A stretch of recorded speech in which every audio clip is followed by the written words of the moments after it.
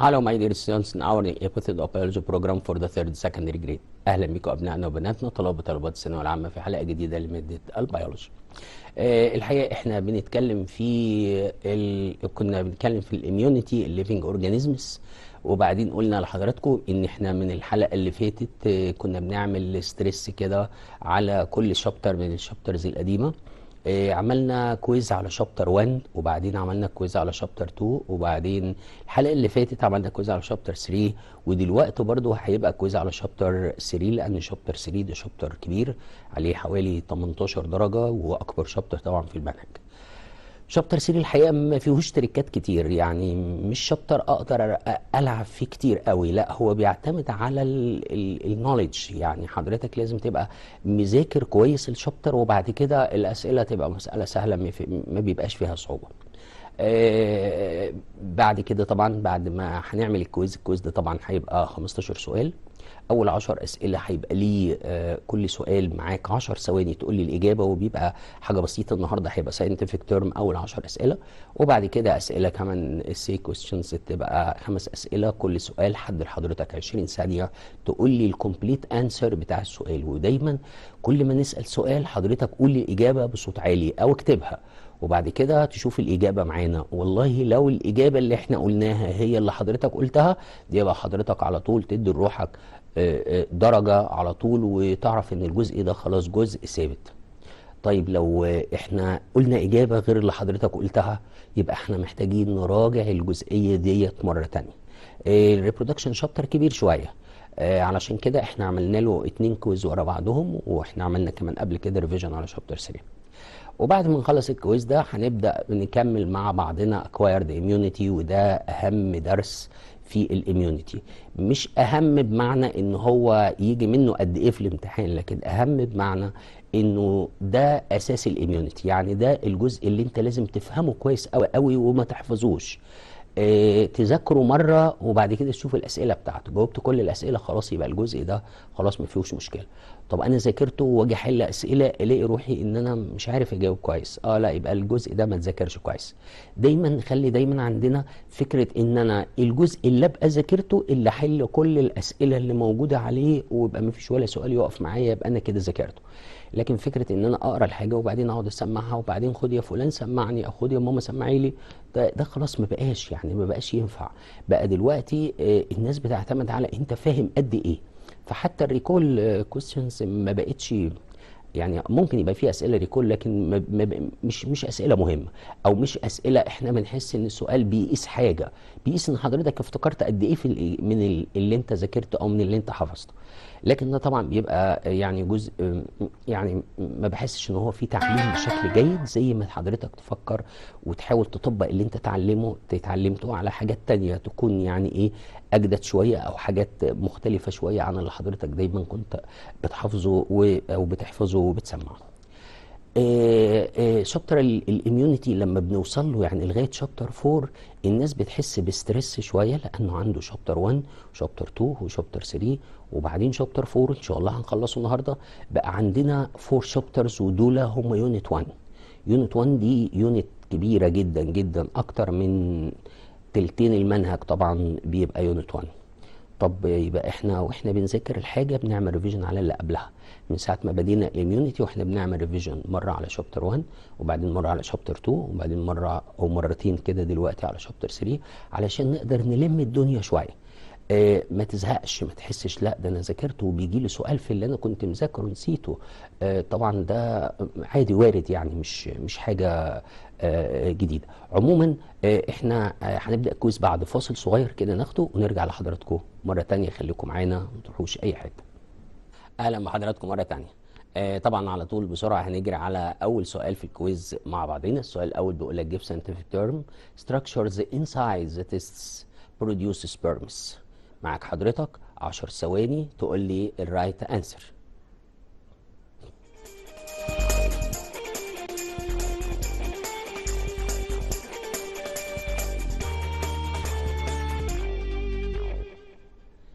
السؤال طبعا سهل، الإجابة بتاعته seminiferous tubules. طبعا دي tubules inside the test that produce sperms. Question number 2 بيقول a group of cells inside the test secretes testosterone hormones. اور اندروجينز زي ما يعجبك، لكن في عندك 10 ثواني تقول لي رايت انسر.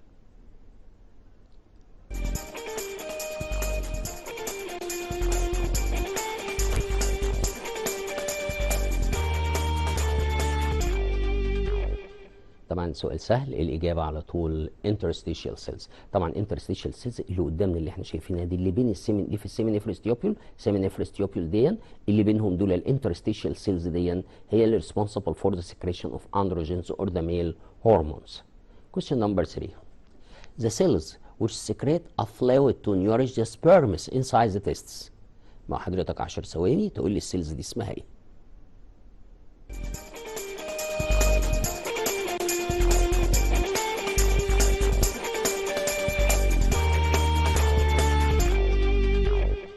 طبعا الإجابة سيرتولي سيلز. دايما كبص كده ادي السبرمز اللي متجمعين حوالين الطبق بتاعهم بتاع الفود بتاعهم، دي هي السيرتولي سيلز that responsible for the secretion of a nutritive substance to feed the sperms and also have an immunization function. Question number 4. The cells formed from the mitosis of testes primary germ cells several times. مع حضرتك 10 ثواني تقول لي السيلز دي ايه؟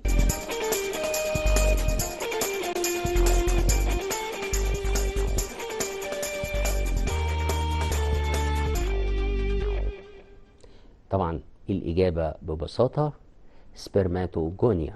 سبرماتوجونيا لما كان ادي عندي البرايمري جيرم سيلز هنا هتعمل ميتوزس ديفيجن ده during multiplication stage، يبقى على طول اللي هتطلع دي كلها يبقى اسمها سبرماتوجونيا اللي قدام حضرتك دي. Question number 5. A stage formed when the spermatogonia cells store an amount of food. مع حضرتك 10 ثواني تقول له right answer.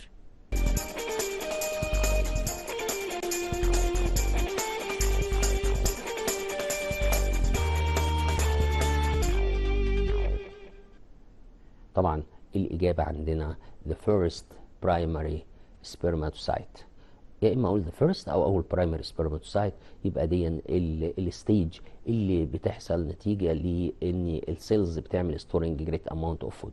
لما يحصل ان السبرماتوجونيا دي تخزن فود تبقى الشكل اللي قدام حضرتك اللي انا بشاور عليه دلوقتي دي اسمها برايمري سبرماتوسايت. وخلي بالك البرايمري سبرماتوسايت والسبرماتوجونيا والبرايمري جيرم سيلز كل ده 2 ان والسيرتولي سيلز طبعا. Question 6. Haploid cells change directly into sperms without division. مع حضرتك 10 ثواني تقول لي مين الهابلويد سيلز دي؟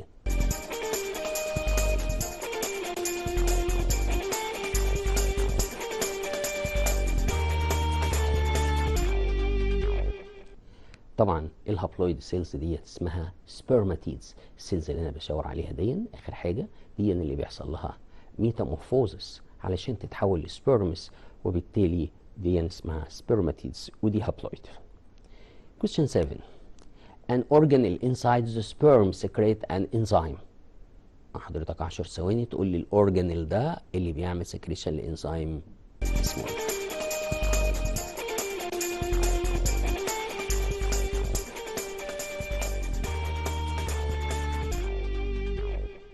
طبعا الإجابة أكروسوم. طبعا الأكروسوم ده الجزء اللي موجود قدام قبل في بداية السبيرم دي، وده اللي responsible for the secretion of an enzyme that dissolves the hyaluronic acid to remove the coat around the ovum to facilitate its penetration. Question 8. The cells formed from mitosis of ovary primary germ cells several times. مع حضرتك 10 ثواني تقول لي right answer.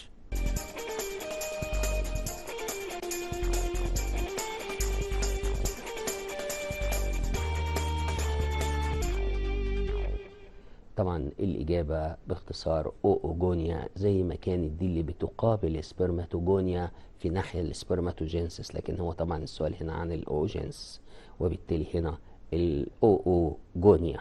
وبرضو افتكر ان الستيج دون اللي هي برضو multiplication stage. Question number 9.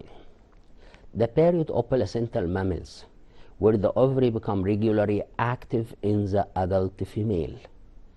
بيريود دي اسمها ايه؟ معاك 10 ثواني تقول لي رايت انسر.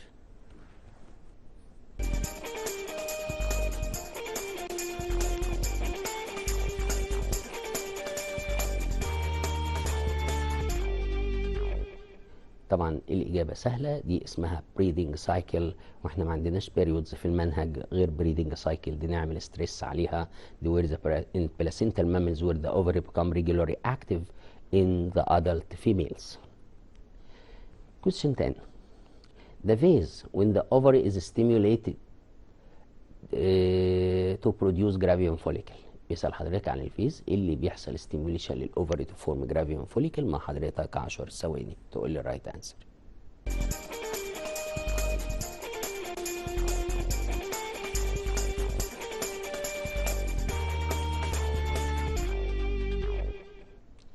الإجابة طبعا عندنا proliferation stage. خلي بال حضرتك في البروليفريشن ستيج هيبدا هنا اعمل ستيموليت ذا اوفري تو فورم جرافيوم فوليكل.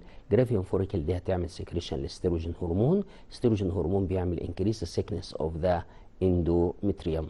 يبقى هنا من اول كده هتبدا هنا الاندومتريوم بتزيد لان الاستروجين ابتدى يزيد، لان بقى في جرافيوم فوليكل اهي بتتكون نتيجه للاف اس اتش هرمون ذات سكريتد فروم ذا بيتيوتري جلاند. Question 11. هنا حصل حاجة ان هو عدلنا كل الاسئلة بتاعتنا، والمفروض ان احنا نرجع للاسئلة بتاعتنا تاني.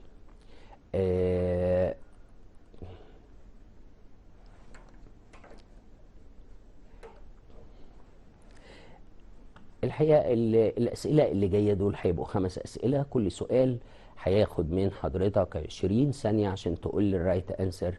والاسئلة دي اللي حضرتك هتشوفها هتدي لروحك درجتين على الاجابة بتاعة كل سؤال.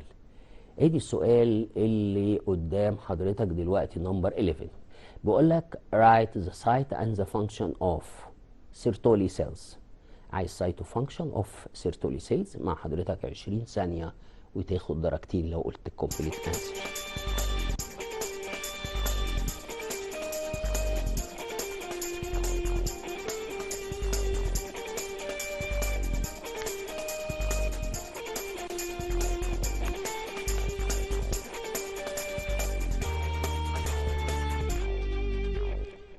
طبعا لما نيجي نجاوب سؤال زي ده بنلاقي في تيبل قدامنا، نكتب الاجابه في التيبل. ادي السيرتولي سيلز، السايت بتاعها فين؟ inside the seminiferous tubules of the human male testes. ما تقولش بقى ان هيومن ميل والكلام ده، تبقى الاجابه مور اكيوريت، يعني لازم تبقى inside the seminiferous tubules of the human male testes. فانكشن بتاعته secrete fluid to feed the sperms inside the testes and give also an immunization function.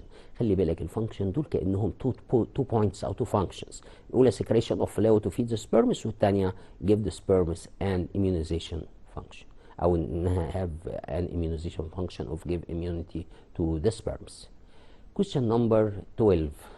question number 12 طلعت الإجابة على طول نيوسيلس. نيوسيلس السايت بتاعها surround the embryo sac in the flower.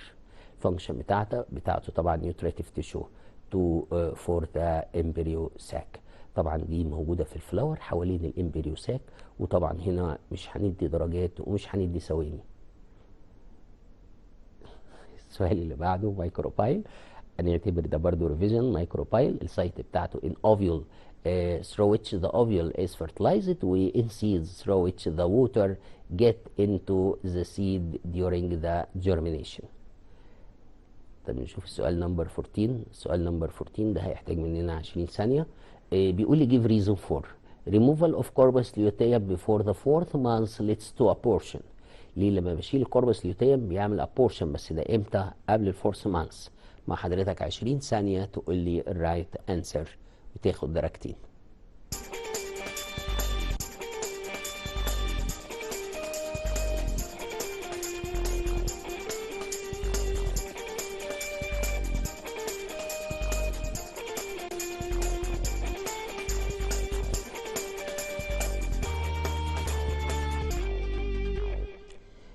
طبعا اي ريموفال، اي ستوب فانكشن، اي ديس اوردر لاي اورجان يبقى انا بشوف الفانكشن بتاعته كانت ايه. طبعا الكوربس ليوتيم كان بيعمل سكريشن اوف ذا بروجستيرون هرمون، يبقى لما يعملوا ريموفينج ذا ات ذا فورث مانث او بيفور ذا فورث مانث. لو ات ذا فورث مانث او افتر ذا فورث مانث nothing will happen، لكن هنا ده بيقول لي بيفور ذا فورث مانث that due to stop the secretion of the progesterone hormone that necessary for keeping the thickness of endometrium and also keeping the pregnancy. طبعا اللي بيزود الفاسكولاريتي اوف endometrium and adhere the endometrium in the uterine muscles ده البروجستيرون اللي هو لغايه الفورس مانث بيحصل له secretion from the corpus luteum، بس بعد الفورس مانث بيحصل له secretion from the placenta and the corpus luteum degenerates at the fourth month. اخر سؤال عندنا في الكويز بتاع النهارده بيقول لحضرتك what happened the two tests lie inside the body cavity in men what would happen. مع حضرتك 20 ثانيه تقول لي ايه اللي يجرى لو التو تيستس inside the body.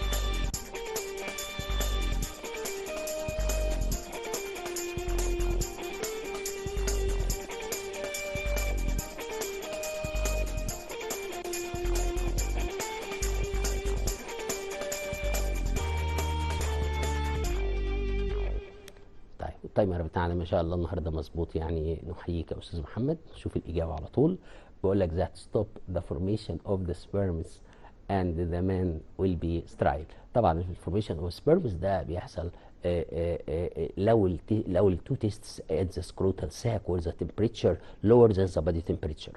But if the two tests still inside the body and not descend in the scrotal sac, that leads to sterility or the absence or no formation of sperms. ده الكويز بتاع النهارده اللي كان على الريبرودكشن. دلوقتي احنا هنبدا نتكلم عن الاميونيتي، والاميونيتي اللي هنتكلم عليها طبعا اكوارد اميونيتي. افتكر حضرتك ان الاكوارد اميونيتي ده ثيرد لاين اوف ديفense، يعني احنا عندنا فيرست لاين ما ينفعش، سكند لاين ما ينفعش، يبقى الثيرد لاين اوف ديفense ده هو اللي احنا بنقول عليه اكوارد اميونيتي. الحلقه بتاعت النهارده مهمه جدا، لازم تفهمها كويس قوي قوي وتستوعب كل نقطه فيها، واحنا هنعمل ستريس ان شاء الله على كل كلمه موجوده فيها. بص كده حضرتك، الاكوارد اميونيتي دي احنا بنسميها سبيسيفيك اميونيتي، وكمان في نفس الوقت بنسميها ادابتيف اميونيتي. امتى بقى نوصل للثيرد لاين اوف ديفense ده؟ if the second line of defense failed in getting rid the microbes. The body will use the third line of defense that called the immune response. يبقى الثيرد لاين ده اللي هو الاكوارد اميونيتي بنسميه immune response to resist the pathogen. طب نبدا نشوف الاكوارد اميونيتي دون او الاميون ريسبونس ده هيبقى ازاي. اكوارد اميونيتي ده بنسميها سبيسيفيك اميونيتي. It is done through two mechanisms that are the humoral or antibody mediated immunity, number B cellular or cell mediated immunity. يعني ايه؟ يعني انا في حصل spreading of the pathogen inside the body، يبقى اعمل ايه؟ اعمل antibodies to facing or to overcome the action of the pathogen. ولو الباثوجين ده زي الفيروس جيت انسايد ذا سيل، يبقى في الحاله دي بعمل سيلولار اميونيتي. طب هنبدا مع بعضنا بالهيومورال او الانتي بودي ميدييتد اميونيتي. It is a mechanism defends the body against the pathogen present in the body fluid. مين البادي فلويد؟ يبقى البلاد بلازما and lymph by producing antibodies. يبقى عشان كده سميته antibody mediated immunity. يبقى الهيومورال ده يعني inside the fluid of the body at the blood and the lymph. يبقى هلاقي الانتيبوديز اللي هتتعمل دي في البلاد وفي الليمف، علشان دي هي اللي هتقدر تعمل protect the body against spreading of the pathogen. طب نشوف الستبس بتاعت الهيومورال اميونيتي دي بتحصل ازاي. يعني ازاي يحصل الهيومورال اميونيتي، ونركز كده في كل كلمه من اللي هتتقال. When the pathogen enter inside the body carrying on its surface a specific antigen. يبقى أول حاجة لما يجي الباثوجين يدخل الجسم هيبقى على الوول بتاعه أو على الممبرين بتاعه في انتيجينز. مين اللي هتقابل الباثوجين ده؟ هتقابله البي ليمفوسايتس. The B lymphocytes recognizes this antigen. طبعا احنا عندنا برضو ملايين البي ليمفوسايتس. البي ليمفوسايتس اللي عارفة الانتيجين ده هتعمل recognize this antigen. Each B lymphocyte is very specific and can respond to a single specific antigen. يبقى الانتيجين اللي دخل ده هتشوف البي ليمفوسايتس اللي هي بتاعته اللي هي تعرفه، وبالتالي هتبدأ تعمل attach to the antigen. طب يبقى دي أول حاجة. يبقى هنا when the B lymphocytes recognize a specific antigen, it attach itself to antigen by using the immune receptors present on its surface، اللي عامله زي شكل الانتي بوديز كده اللي attached to the B lymphocytes دي اسمها the B cell receptors. يبقى البي سيل ريسبتورز ده ادي الباثوجين اهو cover the membrane of the pathogen or the presence of the antigen on the membrane of the pathogen. يبقى هتيجي الريسبتورز of B lymphocytes تعمل attach to the antigen of the pathogen. طيب يبقى البي دي cells recognize the antigen on the surface of the antibodies. طيب يبقى لما تيجي السيل دي هتبدأ تعرف الانتيجين ده هتعمل ايه؟ هتبدأ السيل دي هتعمل attach to the antigen of the pathogen. في نفس الوقت هبص الاقي سيل زي اللي قدام حضرتك دي اسمها ماكروفاجز. ماكروفاجز دي بتعمل ايه؟ At the same time the macrophages engulf the antigen and digest it by its lysosomal enzymes. السيلز دي الماكروفاجز دي عندها lysosomes containing the digestive enzymes. digestive enzymes تعمل ايه؟ تعمل cut the pathogen into small pieces due to the action of the lysosomal enzymes. These pieces are called fragments. These fragments bind with the macrophages to protein called the major histocompatibility complex او اللي بنقول عليه MHC. يبقى هي ادي الباثوجين زي البكتيريا اللي لونها جرين دي دخلت جوه الماكروفاجز. الماكروفاجز استفادت باللايزوسومال انزيمز عملت لها دايجستد انتو سمول بيسز، راحت جابت السمول بيسز ديت اللي بقى اسمها انتيجين وقدمت السمول بيسز ديت على انتيجين على MHC او ميجور هيستوكومباتيبيليتي كومبلكس. طيب يبقى خلي بالك بقى في باثوجين دخل جوه الجسم بتاعنا، يبقى هنا هيحصل حاجتين. The B lymphocytes recognize the antigen. Each B lymphocyte recognize the specific or single antigen. يبقى البي ليمفوسايتس دي ملايين اللي مسؤوله اللي تعرف الانتيجين دي هتجري عليه وهي عندها ريسبتور هتعمل اتاتش تو ذا انتيجين. في نفس الوقت تروح الماكروفاجز اللي ماليه البلاد كتير قوي هتبدا تعمل انجلف ذا باثوجين. لما دي هتعمل انجلف الباثوجين دي هتعمل انجلفنج يعني دي فاجوسايتوزس. يبقى هتعمل ايه؟ هتعمل digest the pathogen into small pieces or small fragments and allow the small fragments to be carried on the MHC or major histocompatibility complex and produced it on the membrane of the cell. الماكروفاجز دي ممكن تبقى ايسينوفيل، تبقى بيزوفيل، تبقى نيوتروفيل، تبقى دندريتك سيلز، تبقى زي ما تبقى في الاخر هي اللي عملت انجلف للباثوجين ده وقدمته. بقى اسمها دلوقتي antigen presenting cell، يعني the cells that present the antigen to the immune system. طيب يبقى احنا كده حصل حاجتين، حصل ان الماكروفاجز عملت انجلف للباثوجين وحصل ان البي ليمفوسايتس ريكوجنايزز انتيجين في نفس الوقت. طيب خلي بالك بقى قدامنا ادي الصوره واضحه اهي، ادي البي ادي البكتيريوم سيل وادي الانتيجينز ذات سبريدز اون ذا وول اوف ذا بكتيريوم سيل. بكتيريوم سيلز دي حصل لها انجلفنج باي الماكروفاجز الكبيره اللي قدام حضرتك دي، دخلت جوه جت اللايزوسومز عملت لها digest or cut it into small pieces each is called fragment or antigen.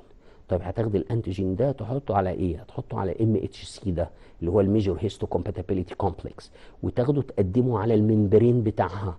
بقت السيل دي بقى اسمها انتيجين بريزنتنج سيل، قدمت الانتيجين الغريب ده بتاع الجسم اللي هي حصلت عملت له انجلفنج قدمته للاميون سيستم. طيب يبقى التو ستيبس اللي حصلوا في اول ستيب حصلت في الهيومورال ميديت اميونيتي when the pathogen enter inside the body حصل حاجه من الاثنين اهو. the B lymphocytes recognize the antigen and attach the antigen with the cell receptor or the B cell receptors. في نفس الوقت الماكروفاجز engulf the pathogen and cut into small pieces and allow the pieces carried on the MHC and introduced on the membrane of the cell, so the cells it's called the antigen presenting cell. طيب لما يحصل بقى ان السيل دي تبقى antigen presenting cell ايه اللي يجرى؟ تعمل secretion of a certain substance that's called the يبقى هنا بص the macrophages present the antigen on the MHC on its surface to the T helper lymphocytes اللي هي TH او T helper cell.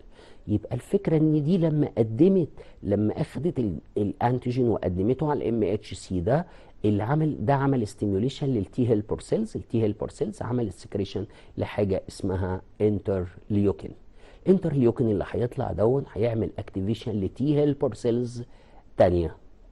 يبقى هنا هنمشي برضو في الستبس. ذا تي هيلبر ليمفوسايتس او تي هيلبر سيلز will recognize the antigen and bind to the antigen at the MHC complex. بقى عندي كده اتحاد بين التي هيلبر سيل وبين الانتيجين اللي كاريد اون ذا MHC. التي هيلبر سيل ليها اتنين، ليها ايدين كده اتنين، واحد اسمه تي سيل ريسبتور والتاني اسمه واحد اسمه سي دي 4. يبقى ادي السي دي 4 وادي التي سيل ريسبتور او التي سي ار اللي هو ده، ودول يعملوا بايندنج للانتيجين ده ياكتف قوي قوي التي هيلبر سيل. فالتي هيلبر سيلز لما تبقى اكتف تطلع انترليوكين بنسميه سايتوكاين. خلي بالك كلمه سايتو جايه من سايتولوجي، سايتولوجي يعني علم السيل، وكاينز يعني سكريشن. يبقى السكريشنز اللي بتطلع من التي هيلبر سيلز او تطلع من اي سيل او هقول عليها سايتوكاينز. طيب يبقى ممكن كمان احنا قلنا ان الميدييتد كوميونيكيشن بين السيلز اوف اميون سيستم and the cells of the other cells is called interleukins. يبقى هنا ذا اكتيف بي سيلز، يبقى هنا برضو خلي بالك كانت التي هيلبر سيلز دي طلعت لي سيتوكاين او طلعت لي انترليوكين. عمل ايه ده؟ ده راح للبي سيلز. البي سيلز اللي فين؟ اللي ريكوجنايزز انتيجين ات ذا فيرست تايم. يبقى اول ما دخل الباثوجين ده البي سيلز دي اللي ريكوجنايز الانتيجين اللي عملنا ستريس عليها، هتبدا الانترليوكين او السيتوكاينز سكريتد فروم ذا تي هيلبر سيل اكتيفيت ذا بي سيل. The B cell divided into two types of cells. The first is called the memory B cells. دي هتستنى تعيش معانا كام سنة، وبعد كده بي بلازما سيل. هنقف عند البي بلازما سيل دي cells بتعمل division into groups. Each group responsible for the secretion of certain kind of the antibodies. طلعت لي الانتيبوديز اهي. انتي بوديز دي زي ما درسنا قبل كده تعمل نيوتراليزيشن، تعمل بريسيبيتيشن، تعمل تعمل اجليوتينيشن، تعمل ديتوكسفاينج، ايا كان الاكشن اللي هتعمله حسب الانتيجين. يبقى the active B cells will divide it into memory B cells and the plasma B cells which produce large amount of antibodies in the blood and the lymph to fight the infection.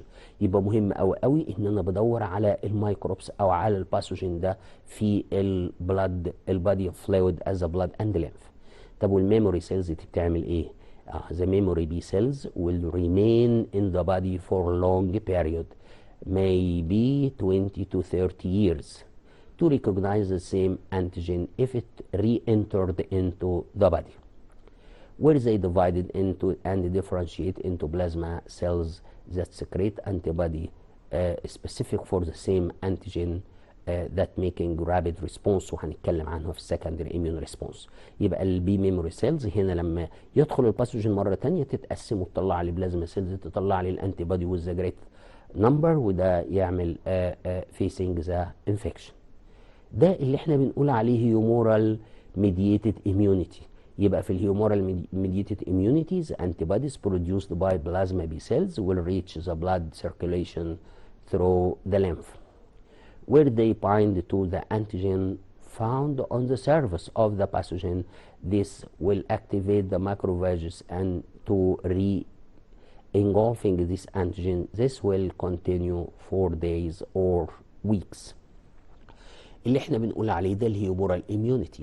طب في الوقت ده ايه اللي بيجرى؟ اللي في الوقت ده احنا عندنا الباثوجين ده انتشر في البادي فلويد ودخل جوه السيلز. طب يبقى انا دلوقتي محتاج احاربه بطريقتين، بمعنى ان انا لو جبت بلد حد من الاعداء احتلها، طب هيحتلها فين؟ جنود العدو دي تحتلها فين؟ يا اما في الشوارع يا اما تدخل جوه الاماكن او جوه المنازل. يبقى انا محتاج ادافع عن الاثنين. محتاج اعمل ميكانيزم للاجانب او للاعداء اللي موجودين في الشارع، وفي نفس الوقت اعمل ميكانيزم لمين؟ للي دخلوا جوه المنازل دول. الانتي بوديز دي large protein molecules can't get inside the cell. يبقى الباثوجين او الفيروس اللي دخل جوه السيل الانتي بوديز مالهاش دعوه، مش هتعرف تعمل له حاجه لان الانتي بوديز كبيره ما تقدرش تدخل جوه السيلز. يبقى هنا الانتي بوديز دي مسؤوله انها تخلصني من الباثوجين اللي موجود في البادي فلويد از بلاد اند ليمف. طب واللي دخل جوه السيل ده هو حضرتك كده بناخد في الدي ان ايه كده بعد شويه. ان في الدي ان ايه بنلاقي ان الفيروس بيدخل جوه السيلز، ياخد 32 minutes ويحصل رابتشر للانفكتد سيلز اند بروديوس كومبليت 100 فيروس. يبقى لو سبت الفيروس ده دخل جوه البكتيريوم سيل اللي بيعمل لها انفكشن، يقعد 32 دقيقه بس، دخل واحد هيطلع 100 كومبليت فيروس. طب يبقى انا ما عنديش حل غير ان انا اعمل ديستركشن للسيل اللي حصل لها انفكشن باي ذا فيروس عشان ما يكملش الفيروس يعمل كومبليت فورميشن ويخرج لي الكومبليت 100 فيروس. يبقى احنا هنلجأ هنا لحاجة تانية اسمها ذا سيل ميدييتد اميونيتي. طيب احنا هنبص بس علشان نقول لك بس شكل الانتي بوديز بتعمل ايه. ادي البلاد وهو بيتحرك، الوايت بلاد سيلز اهي، وبعدين حضرتك هتشوف باثوجين. هيجي الباثوجين ده برضو عنده ريسبتورز وهيحاول يثبت روحه على السيل، او اللي جاي من بعيد ده شايف الريسبتور دي، دي ريسبتور دي هتيجي تتثبت على السيلز بتاعتنا علشان يعمل انفكشن.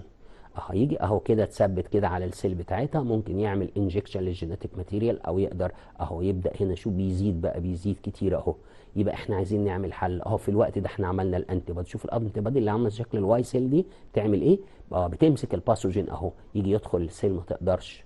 او بعدين تيجي الماكروفاجس الدندريتك سيلز اللي جايه من بعيد دي تعمل له ايه؟ تعمل انجولفنج للباثوجين. يبقى احنا هنا قدرنا نتخلص منين؟ نتخلص من الباثوجين. يعني ادي كان في الاول الباثوجين ده بيجي يثبت روحه على السيل بالشكل ده. طيب احنا عايزين نمنع الحكايه دي، يبقى نجيب الانتي بوديز كانها بتعمل سراوندنج ده باثوجين. هتعمل هنا نيوتراليزيشن عشان ما يقدرش يدخل جوه السيل اهو. ده النيوتراليزيشن، منعته انه يدخل جوه السيل. يجي يدخل جوه السيل او يجي يثبت روحه على السيل ما يقدرش. يبقى في الحاله دي هتيجي الماكروفاجز ده يعمل ستيموليشن الماكروفاجز دي علشان تيجي تعمل انجولف ده باثوجين، ويبقى كده احنا قدرنا نتخلص من الباثوجين. This immune response that takes place to overcome or to removing the pathogen that spread inside the blood and lymph. But what about the pathogens that get inside the cell, as that of the cells that infected by virus and the carcinogenic cells. الكارسينوجينيك سيلز دي مش سيلز جت من بره، لا دي سيلز كانت موجوده بس اتغير الجينوم بتاعها والجينيتك ماتيريال بتاعها، بقت سيل غريبه، البيهيفير بتاعها والجروس والديفيجن بقى غريب، ما بقاش بتاع السيل بتاعنا. ده هيبان على الممبرين بتاع السيل، ده هيبقى فيه انتيجين غريب ظهر عليها نتيجه للبيهيفير بتاعها دي. وبالتالي برضو احنا محتاجين ندمر كمان الامبلانتد الكارسينوجينيك سيلز، ومحتاجين كمان الامبلانتد سيلز. الاميون سيستم ما يعرفش ان انا رحت جبت جسم حطيته جوه جسمي، لا ما ينفعش، ما عندوش ال الكود اللي بيقول ان ده من الجسم بتاعنا. يبقى الحل ايه؟ الحل ان اي حاجه غريبه دخلت جوه الجسم، الجسم بيتعامل عليها معاها على انها فورين سبستانس او على انها باثوجين او انتيجين. طيب يبقى احنا هنلجأ هنا للسيلولار او ذا سيل ميديتد اميونيتي. This is the immune response done by T lymphocytes. خلي بالك كان الاستريس هناك اللي بيطلع الانتي بوديز البي بلازما سيلز، هنا مش هنتكلم في البي lymphocytes خالص. يبقى هنا done by T lymphocytes which is done by the receptors found on the membrane that give it specific response to antigen. Where it each T cell can produce during this maturation and the specific type of receptors that present on or that specific to its membrane. Each of these receptors can bind to a single type of antigen. This mechanism can be summarized as the following. خلي بالك التي سي سيلز ديت عندها حاجتين او عندها ايدين بتتعامل بيهم، واحده اسمها تي سيل ريسبتور والتاني اسمها سي دي 8. خلي بالك التي هيلبر كان اسمه سي دي 4. طب نشوف ايه اللي هيجرى.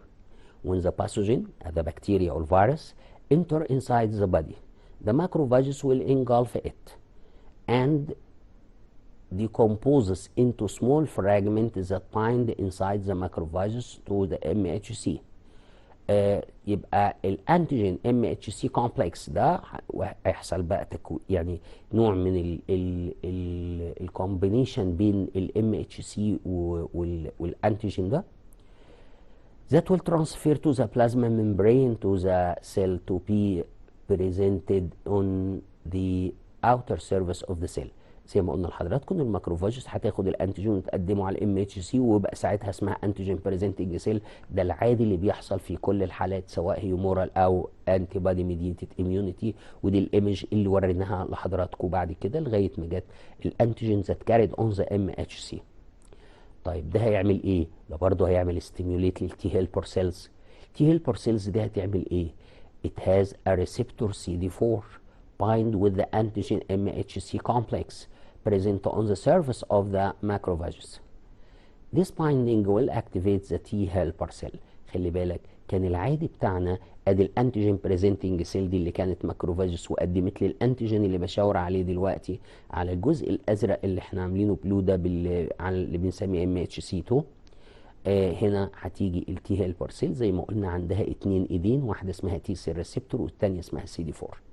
ده اللي بيحصل ان التي هيلبر سيل ده بقت مور اكتيفيتد وبالتالي بتطلع لي السيتوكاينز.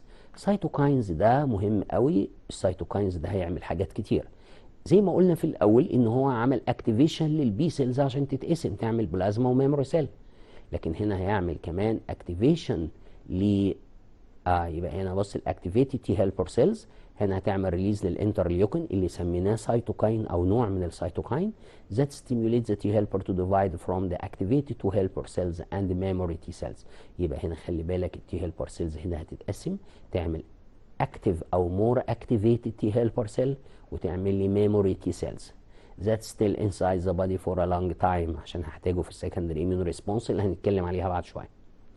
To recognize the previous antigen if it enter inside the body again. The activated T helper cells also secrete different types of protein called cytokines.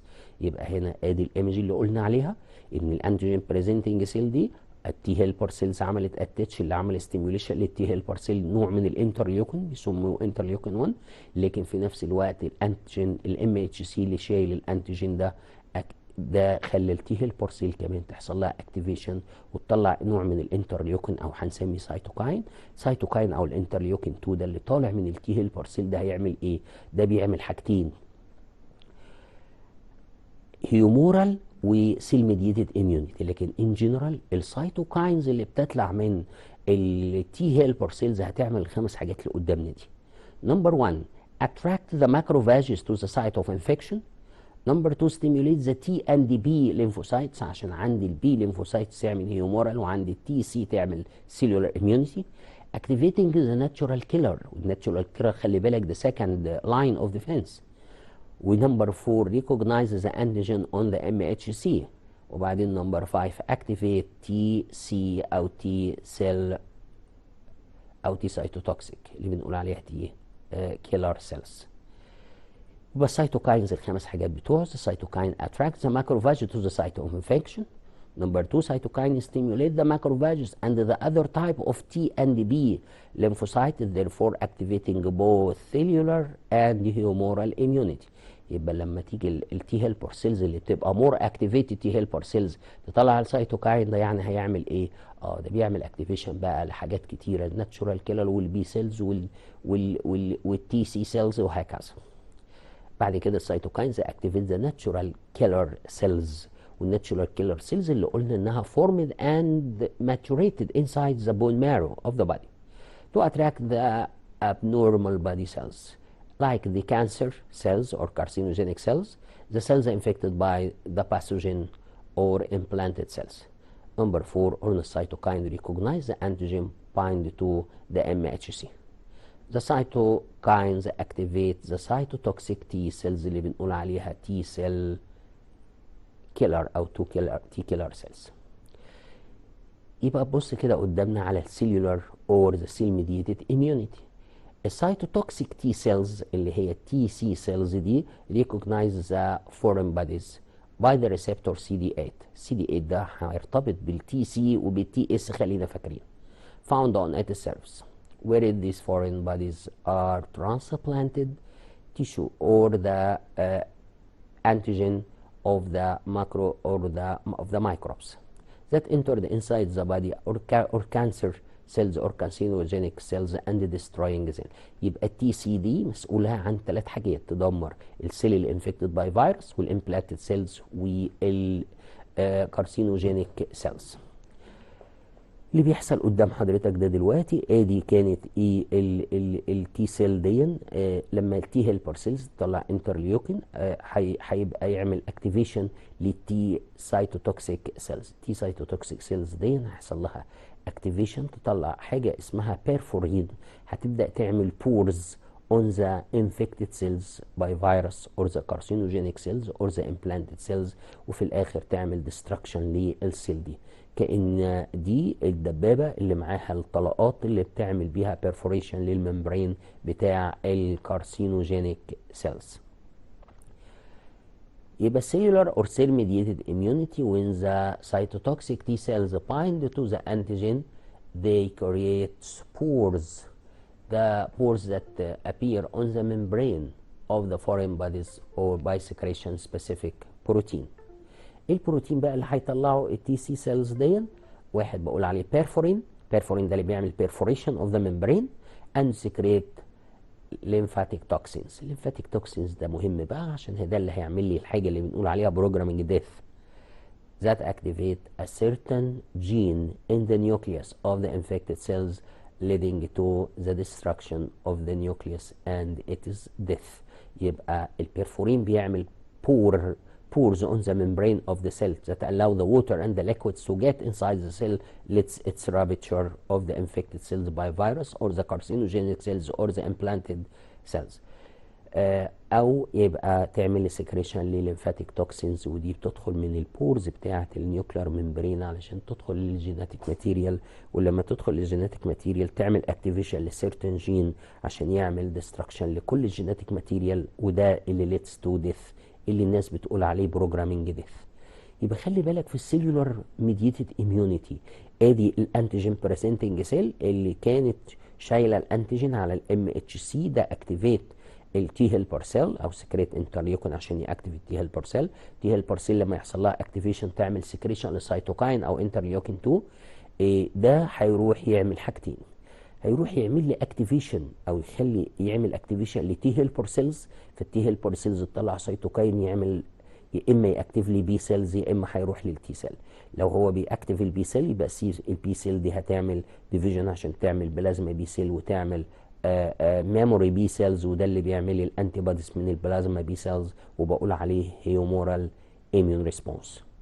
او السيتوكاين يعمل اكتيفيشن لتي سايتوتوكسيك سيلز، ولما يعمل اكتيفيشن لدي تي سايتوتوكسيك سيلز دي يبقى هتطلع لي هتعمل السيل ميديتد اميونيتي، يعني تعمل بيرفورين او تعمل ليمفاتيك توكسينز عشان تخلصنا من الباثوجين اللي دخل جوه السيل. الانتي بوديز ما تقدرش تعمل كده. ادي السمري كله بتاع الحدوته بتاعه الاميون ريسبونس. ادي الانتيجين بريزنتنج سيل اهي بقت ماكروفاجز، بقى اي سيل حصلت انجولفنج طلعت لي الانتيجين، جابت الانتيجين قدمته على الام اتش سي، الام اتش سي ده بقى شايل هو الانتيجين، فيحصل ده ستيميوليت للتي هيلبر سيل. خلي بالك هو هنا ده عمل سيتوكاين الناس بتسميه انتر ليوكين. طيب نبص بسرعه على الفيديو ده برضه هيعمل لنا سمري للحكايه. ادي السيل اهي بتاعتنا دي ماكروفاجز، هيجي ادي الباثوجين اهو هيدخل جوه السيل. لما يدخل الباثوجين السيلز دي هتيجي اللايسوسوم تقسمه لفراجمنتس بتقدم الانتيجين ده على الام اتش سي، فدي بقى اسمها انتيجين بريزنتنج سيل. انتيجين بريزنتنج سيل دي هيعمل ان انا اقدم الانتيجين على الام اتش سي، ده هيعمل اكتيفيشن للتي هيلبر سيلز. تي هيلبر سيلز ديت لما يحصل لها اكتيفيشن هتطلع لي سيتوكاين او انترليوكين. يبقى خلي بالك هو هنا ده بيقول لك ان ده بيطلع انترليوكين 1، ولما تيجي التي هيلبر سيل تطلع انترليوكين 2. الاثنين برضه هقول عليهم سيتوكاينز ان جنرال. سيتوكاينز يعني السكريشن بتاع السيل. شوف الانترليوكين اللي خرج ده هيروح فين؟ او السيتوكاين هيروح لمين؟ هيروح للبي سيلز ويروح للتي سايتوتوكسيك سيلز. لما يروح للبي سيلز او للتي سايتوتوكسيك سيلز يبقى هنا بيعمل هنا عند البي سيلز يبقى هيتكلم عن الهيومورال اميونيتي. يبقى هنا ادي دي سيل انفكتد باي فيروس اهو. الانفكتد سيلز ديت اللي هي قدمت الميجور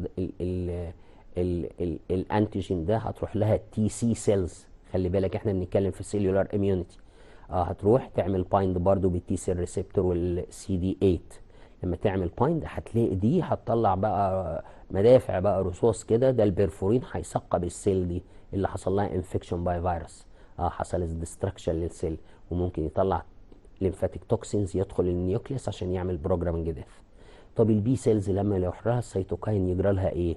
اهو شوف ادي البي سيل لما قدمت اهو اتقسمت لتو تايبس اوف سيلز، بلازما سيلز وبي ميموري سيلز.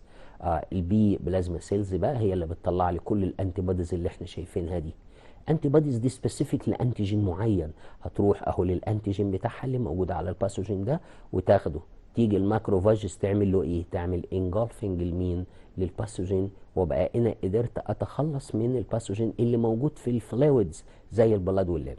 لكن كمان تفضل عندي بي ميموري سيلز، والبي ميموري سيلز دي still for from 20 to 30 years، وممكن تفضل forever زي الميسلز مثلا. لما يحصل انفكشن بالميسلز الناس بيجي لها اصابه باللي بنسميها الحصبه مره واحده بس في حياتها، وبعد كده ما يجيلهاش حصبه تاني. ليه بقى؟ لان البي ميموري سيلز اللي موجوده في البلد دي موجوده علشان لو نفس الباثوجين ده او الانتيجين ده دخل جوه الجسم هتبدا على طول تطلع الانتي بوديز، وتبدا التي ميموري سيلز تبدا تعمل الديفيجن بتاعها، وده اللي هنقوله في الاميون ريسبونس. طيب يبقى احنا عندنا في الاميون ريسبونس اللي عندنا كان هيومورال اميونيتي، يعني طلع انتي بودي تخلصت من الباثوجين اللي موجود في البلاد والليمف، واعمل تي سيل او سيلولار اميونيتي علشان يروح للسيلز اللي دخل جواه الفيروس اللي الانتي بوديز مش هتعرف تعمل له حاجه، ولا الكارسينوجينيك سيلز الانتي بوديز مش هتقدر تدخل جواها، ولا الامبلانتد سيلز. يبقى احنا هنغير من الهيومورال اميونيتي لنوع تاني من الاميونيتي بنسميه سيلولار اميونيتي. طب هفترض ان احنا قدر الاميون سيستم يعمل ديستراكشن لكل الباثوجين اللي موجود في الجسم. طيب خلي بالك احنا لما بيحصل انفكشن البادي تمبريتشر بيحصل انكريس، اللي بيحصل السيمبتومز بتاع الديزيز اللي بيحصل عندنا، وبالتالي هتيجي هنا الدور المهم بتاع التي سبريسور سيل. الحقيقه عشان الوقت بتاعنا خلص، فاحنا هنقول التي سبريسور سيل مع الجزء بتاع البرايمر والسكندري اميون ريسبونس الحلقه الجايه ان شاء الله. نقابل حضراتكم يوم الثلاث الجاي. شكرا لحضراتكم والى اللقاء.